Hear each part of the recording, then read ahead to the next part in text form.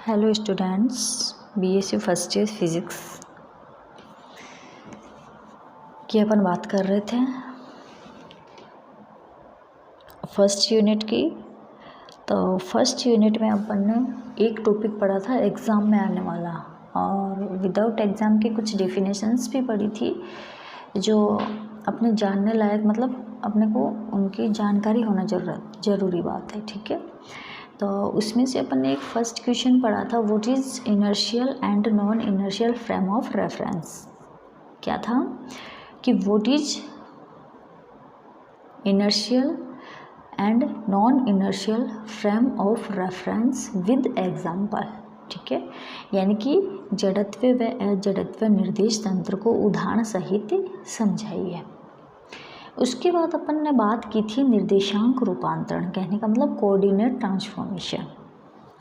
तो coordinate transformation के अंदर अपन ने दो चीज़ों के अंदर रिलेशन निकाल रहे थे। किस किस के? एक तो खुद व्यक्ति था और एक दूसरा व्यक्ति था। तो खुद वाले के कोऑर्डिनेट्स क्या थे? एक्स वाई जेड, एंड उसकी पोजीशन क्या थी? आर थी। देन सेकंड जो पर्सन था उसके कोऑर्डिनेट्स क्या निकाले थे अपन ने? X dash y dash z dash, और उसका पोजीशन क्या निकाली थी अपन ने? R dash. तो अपन ने पीछे की क्लास में बात कर ली थी कि कोऑर्डिनेट ट्रांसफॉर्मेशन इक्वेशन क्या होती है और कैसे निकलती है वो। ठीक है, चलो इसके आगे अपन बात करते हैं अभी। तो कौन सी क्लास है अपनी? BSc first year physics. Okay, चलो। हाँ, अपन ने फर्स्ट पॉइंट पढ़ा था कोऑर्डिनेट ट्रांसफॉर्मेशन के अंदर स्थानांतरित तंत्रों में रूपांतरण समीकरण, जो अपन ने सुबह निकाली थी या फिर पीछे की क्लास में अपन ने निकाल लिया था। क्या किया था? ऐसे अपन ने कोई दो निर्देश तंत्र लिए थे। एक ये वाला लिया था, इसको अपन ने नेमिंग दी थी एज फ्रेम ऑफ रेफरेंस, और एक लिया था ऐसे कुछ था।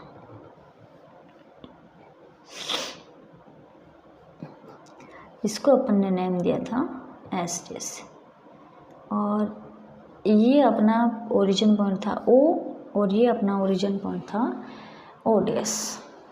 क्लियर है? इस ओरिजिन पॉइंट के मतलब कि frame of reference S and frame of reference S dash के दोनों ओरिजिन पॉइंट्स के बीच जो डिस्टेंस मेंटेन होती है उसको अपन ने नाम दिया था r not vector. R not vector यहाँ पे क्या है? कांस्टेंट है। ठीक है, इसके आगे अपन ने बात की थी कि ऐसे यहाँ पे कुछ अपन ने पॉइंट माना था, पी बिंदु लिया था, तो इसको मैंने ऐसे कुछ मिक्स किया था। ठीक है, सुबह भी पिछली क्लास में भी ये नहीं बना था और अभी भी ये नहीं बन रहा है, तो ये ऐसे कुछ बनेगा। आप लोग बना लेना अच्छे से, समझ में तो आ ही रहा है, नहीं आए तो फिर बता देना। तो ओ डैश से लेके पी के बीच पोजीशन वेक्टर क्या था अपना? आर वेक्टर डैश, और ओ से लेके पी के बीच पोजीशन वेक्टर क्या था अपना? R vector. ठीक है, अब इस आर वेक्टर को अपन ने क्या लिखा था वहाँ पे? बिंदु ओ के सापेक्ष पी का पोजीशन वेक्टर। क्या बोला था? Respect to point o, point p का पोजीशन वेक्टर, यानी कि बिंदु ओ के सापेक्ष पॉइंट पी का position vector. And r vector dash को मैंने क्या बोला था? बिंदु पॉइंट ओ डैश के सापेक्ष बिंदु पी का पोजीशन वेक्टर। और इन दोनों के बीच अपन ने कुछ ऐसे रिलेशन भी निकाला था।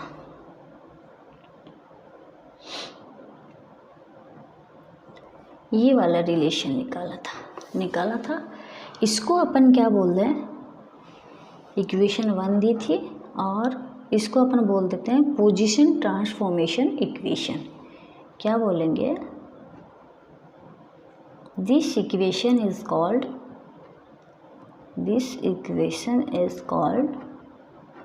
पोजीशन ट्रांसफॉर्मेशन या पोजीशन वेक्टर ट्रांसफॉर्मेशन। देखो जी, वेक्टर भी लगा रखे हैं अपन ने, तो ये पोजीशन वेक्टर ट्रांसफॉर्मेशन इक्वेशन।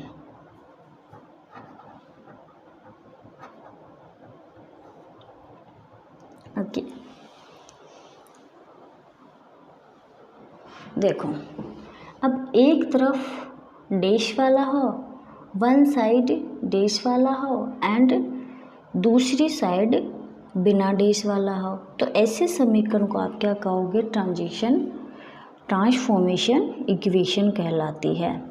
क्या कहलाती है? देखो, एक साइड तो डैश वाला है और एक साइड बिना डैश वाला हो, तो ऐसी इक्वेशनों को अपन कहते हैं रूपांतरण समीकरण, ट्रांसफॉर्मेशन इक्वेशन। ठीक है, अब अपन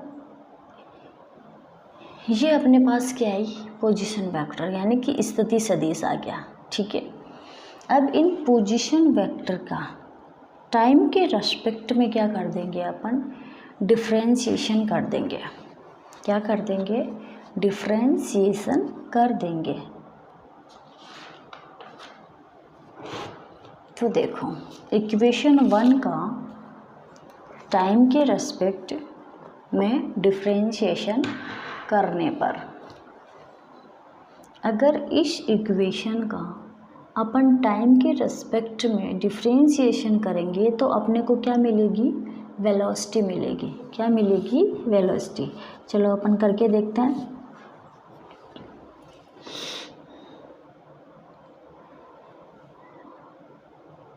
इक्वेशन 1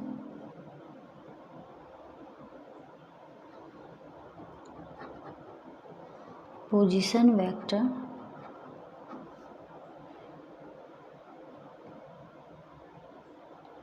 वेक्टर का टाइम के रेस्पेक्ट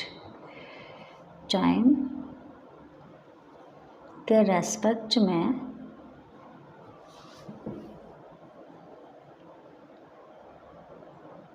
डिफरेंशिएशन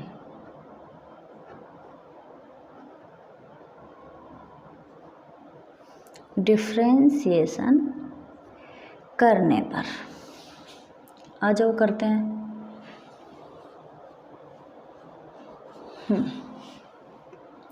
तो इसका डिफरेंशिएशन करेंगे तो क्या आ जाएगा अपने पास? D r vector dash upon d t equal d upon d t r vector minus r not vector. ठीक है, अब देखो, ये वाली जो पोजीशन वेक्टर है, इसको अपन ऊपर क्या मान चुके हैं कि ये नियत है। क्या बोला? कांस्टेंट है। अगर ये यहाँ पे चूंकि r not vector equal constant, then d r not vector upon d t equal क्या आ जाएगा? 0 आ जाएगा। ठीक है, तो अपने पास इक्वेशन में क्या आ जाएगा? D r vector dash upon d t equal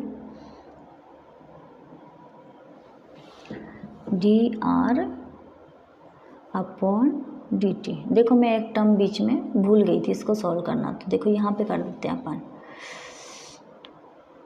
d r vector upon d t minus d r not vector upon d t, ये वाली इक्वेशन आएगी। ठीक है, ये आर नोट अपन ने ऊपर डायग्राम के अंदर कांस्टेंट कर रखा है, तो इसकी वैल्यू क्या हो जाएगी? डिफरेंशिएशन करेंगे तब 0।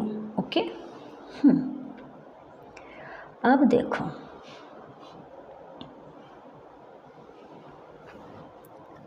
अब अपन इसको लिखेंगे d r vector dash upon d t equal v vector dash.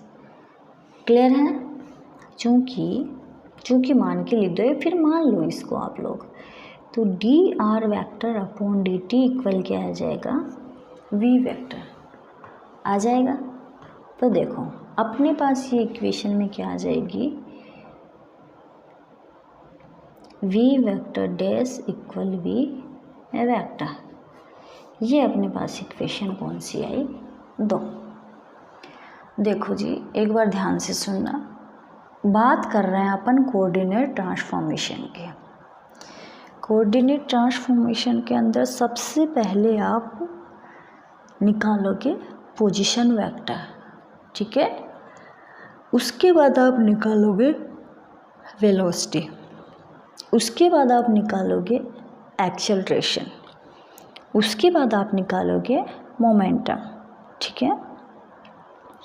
तो सबसे पहले अपन ने इसके अंदर बात की थी कि कोऑर्डिनेट ट्रांसफॉर्मेशन इक्वेशन क्या होती है। जो इक्वेशन 1 अपन ने निकाली थी, इक्वेशन 1 का अपन ने टाइम के रेस्पेक्ट में डिफरेंशिएशन किया। इक्वेशन 1 के अंदर पूरी जो इक्वेशन थी वो किसकी थी? पोजीशन वेक्टर की थी। अब पोजीशन वेक्टर का अपन ने इक्वेशन 1 का टाइम के रेस्पेक्ट में डिफरेंशिएशन किया। अगर टाइम के रेस्पेक्ट में अपन डिफरेंशिएशन करेंगे तो अपने पास इक्वेशन आएगी d r vector dash upon d t equal d r vector upon d t. Clear है? अब यहाँ पे अपन d r vector dash upon d t को लिख देंगे वी वेक्टर डैश, और d r vector upon d t को अपन लिख देंगे यहाँ पे वी वेक्टर। क्लियर है? ठीक है। अब अपनी ये इक्वेशन आ गई 2। कहने का मतलब क्या है कि कोऑर्डिनेट ट्रांसफॉर्मेशन के अंदर सबसे पहले अपन पोजीशन वेक्टर निकालेंगे। पोजीशन वेक्टर की इक्वेशन का अपन टाइम के रेस्पेक्ट में डिफरेंशिएशन करके वेलोसिटी निकालेंगे, ठीक है। तो कहने का मतलब क्या है कि ये जो इक्वेशन 2 आई है अपने पास, इसको अपन क्या बोलेंगे? This is called velocity transformation equation. This is called velocity transformation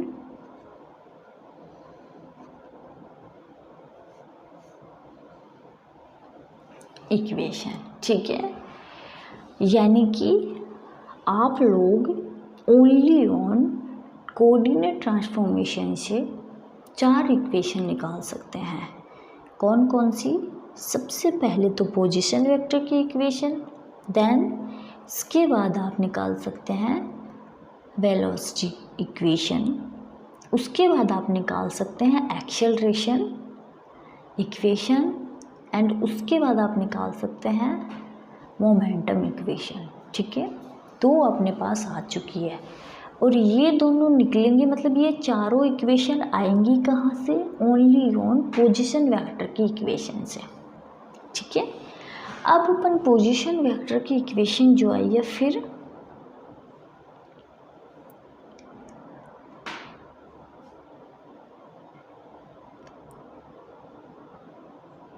अब ये जो वी डैश है, ये यहाँ पे क्या कहलाएगा अपना?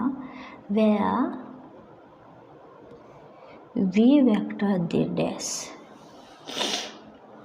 respect frame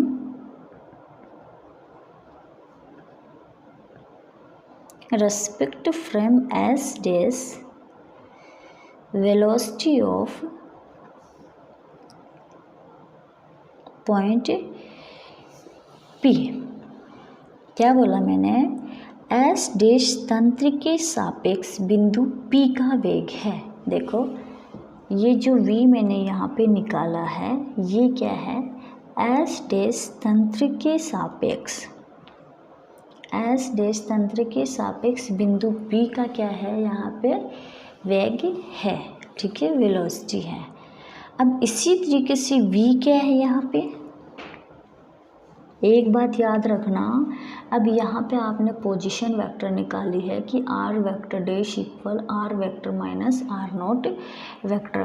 तो नीचे आप ये चीज़ शो करोगे या फिर लिखोगे कि यहाँ पे r वेक्टर डैश क्या है एंड r वेक्टर क्या है एंड r नॉट वेक्टर यहाँ पे क्या है।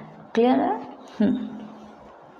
इसके बाद आप वी वेक्टर की अपन बात कर रहे थे। वी वेक्टर क्या है यहाँ पे? एस तंत्र के सापेक्ष, एस तंत्र के सापेक्ष पॉइंट पी का बिंदु पी की वेलोसिटी। ठीक है, यहाँ तक क्लियर है सबका। इक्वेशन 1 का टाइम के रिस्पेक्ट में डिफ्रेंशिएशन किया तब अपने पास वेलोसिटी आई, और वेलोसिटी का अपन टाइम के रिस्पेक्ट में डिफ्रेंशिएशन करेंगे तो अपने पास क्या आ जाएगी, एक्सेलरेशन आएगी।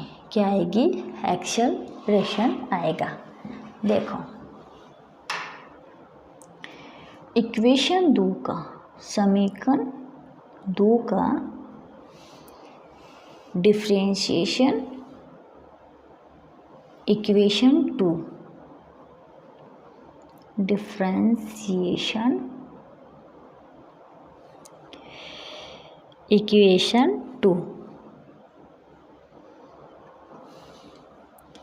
Respect to time.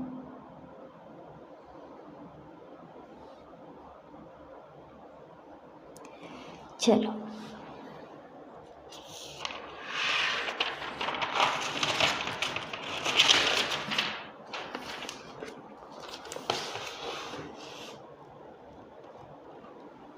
Okay, equation 2 क्या थी अपने पास, v vector dash equal v vector. Clear है। अब इसका अपन डिफ्रेंशिएशन कर देंगे टाइम के रेस्पेक्ट में, तो अपने पास आ जाएगा जी v vector dash upon d t equal d v vector upon d t. Clear है। देन अपन ने यहाँ पे माना let d v vector d t upon d v vector dash upon d t equal a vector dash, then d v vector upon d t equal a vector. अब this value put in equation,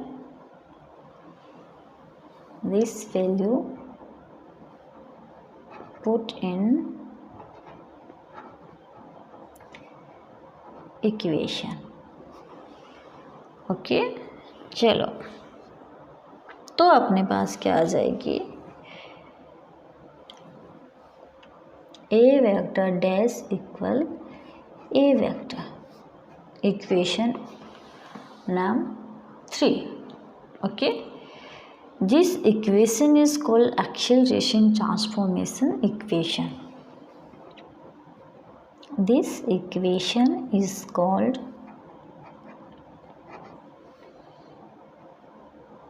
acceleration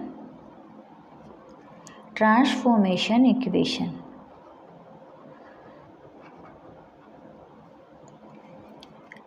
clear है। चलो देखो, mechanics को अच्छे से एकदम धीरे धीरे पढ़ेंगे। एक बार अगर फर्स्ट यूनिट आप लोगों के या फर्स्ट यूनिट का हाफ पार्ट भी आप लोगों के समझ में आ गया तो मैकेनिक्स आप लोगों के समझ में आ जाएगी।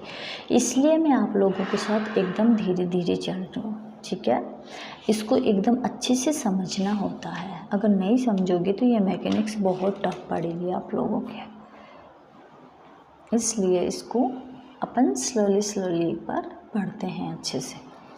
कोई डाउट हो तो आप लोग पूछ सकते हो। क्लियर है। ठीक है, चलो अपन ने क्या किया, देखो बात कर रहे थे कोऑर्डिनेट ट्रांसफॉर्मेशन की। तो कोऑर्डिनेट ट्रांसफॉर्मेशन के अंदर सबसे पहले अपन ने frame of reference S and frame of reference S dash के रेस्पेक्ट में अपन ने पोजीशन वेक्टर की इक्वेशन निकाली थी। ठीक है, जिसको अपन इक्वेशन नंबर बोलते हैं 1। इक्वेशन नंबर 1 क्या थी, r vector dash equal r vector minus r not vector, यही थी। अब इस इक्वेशन 1 को अपन बोलेंगे पोजीशन वेक्टर ट्रांसफॉर्मेशन इक्वेशन। इसी तरीके से अब उस इक्वेशन 1 से अपन ने निकाला था इक्वेशन 2। क्लियर है। इक्वेशन 2 अपने पास आई थी वेलोसिटी की इक्वेशन, और इक्वेशन 3, इक्वेशन 2 का रेस्पेक्ट टाइम के रेस्पेक्ट में अपन ने डिफरेंशिएशन किया, तब अपने पास एक्सेलरेशन आया। ठीक है, इसके बाद अपन देखो बात करते हैं, माना बिंदु P पर, माना बिंदु P पर कण का द्रव्यमान, कण का द्रव्यमान m है। मैंने क्या किया, अपने पास पीछे जो frame of reference S and frame of reference S dish था, उसके अंदर अपन ने कोई बिंदु P माना था, तो उस बिंदु P पर पार्टिकल का मास क्या हो जाएगा, m है। ठीक है, तो समीकरण 2 को m से गुणा करने पर क्या करेंगे, समीकरण 2 को, समीकरण 2 कौन सी थी अपने पास, वेलोसिटी वाली थी, तो समीकरण 2 को m से गुणा करने पर, m से अपन क्या कर देंगे, इक्वेशन 2 को मल्टीप्लाई कर देंगे। ठीक है, समीकरण 2 को m से मल्टीप्लाई करने पर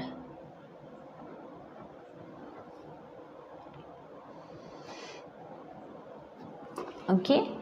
चलो, इक्वेशन 2 क्या थी अपने ऊपर, अपन ने देखो ऊपर ही ऊपर लिख रखी है, v vector dash equal v vector.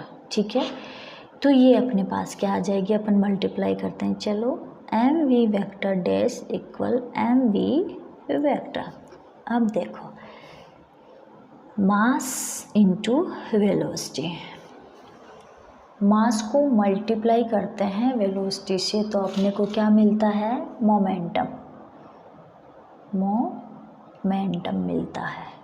Clear है यहाँ तक, यानी कि संवेग मिलता है। अगर आप द्रव्यमान को वेग से गुणा करोगे तो आपको क्या मिलेगा, संवेग मिलेगा, यानी कि mass into velocity equal momentum.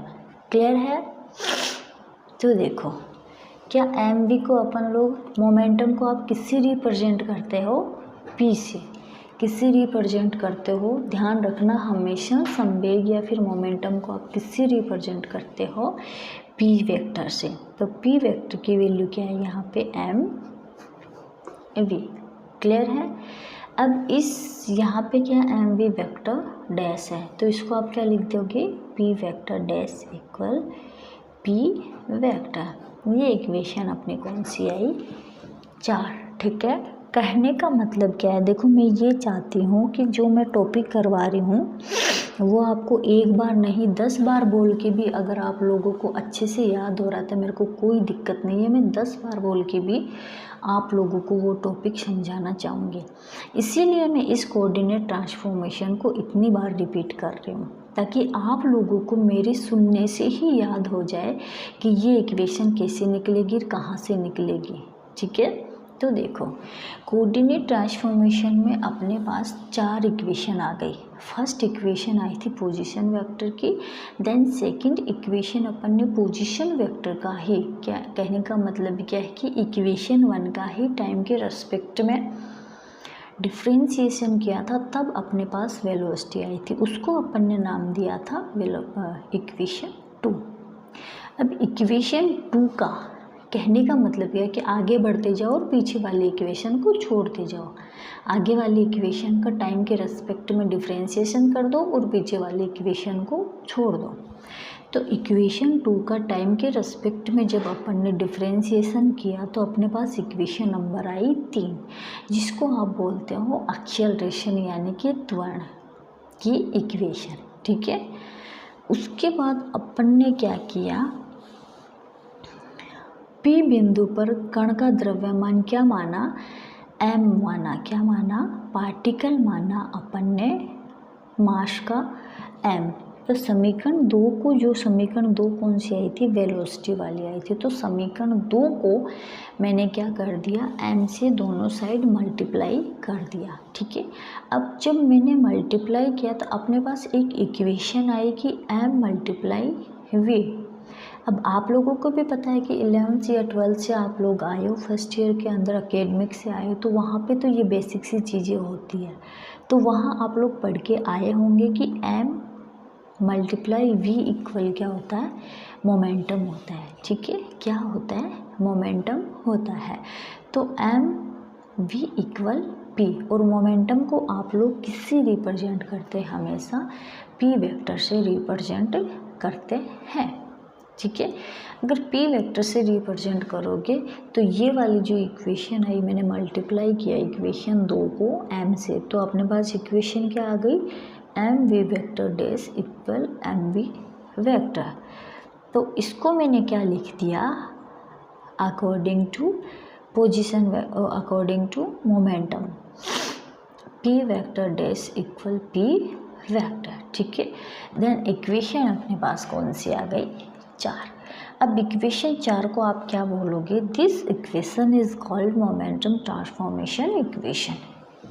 Equation 4 को क्या बोलोगे, this equation is called momentum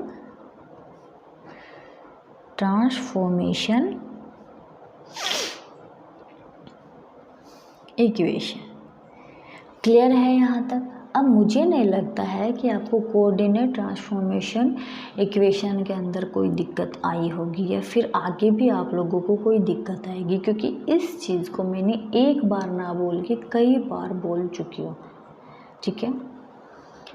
अब इसको अगर फिर भी आप लोगों को कोई दिक्कत आ रही है तो आप लोग मुझसे पूछ सकते हैं, ठीक है। और अगर फिर इससे ज़्यादा अगर आप लोग इंग्लिश बुलवाना चाहते हो तो मुझे मैसेज करके बता सकते हो। क्लियर है। और आपके अकॉर्डिंग हाँ, शायद मुझे नहीं लग रहा है कि मैंने पूरा टोटली ही हिंदी में बोला है, आज मैंने इंग्लिश में भी टर्म यूज़ किए। अगर फिर भी आप लोगों को कोई दिक्कत है तो मेरे को पर्सनल या फिर व्हाट्सएप ग्रुप पे आप लोग मैसेज कर सकते हो। Okay, thank you.